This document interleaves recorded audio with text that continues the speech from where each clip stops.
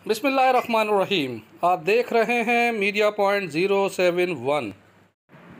दोस्तों, मैं इस वक्त मौजूद हूँ अयूब गेट पर, जहाँ पर बिजली की लोड शेडिंग के सदाए सार्फिन एहतजाज कर रहे हैं। देंगे तो हम घर जाएंगे, हम उनकी ये बात नहीं सुनेंगे। आज नहीं कल लगाएंगे, कल नहीं परसों लगाएंगे। हमें ट्रांसफार्मर लगा के दें तो हम घर जाएंगे। कहाँ का ट्रांसफार्मर है बाजी? ईद वाले दिन से उड़ा हुआ है। कौन सा? नाकारा ट्रांसफार्मर की अदम दुरुस्तगी और बिजली की तवील लोड शेडिंग के ख़िलाफ़ किए जाने वाले एहतजाज के बाइस अयूब गेट और अतराफ़ की शाहराहों पर गाड़ियों की लंबी कतारें लग गईं।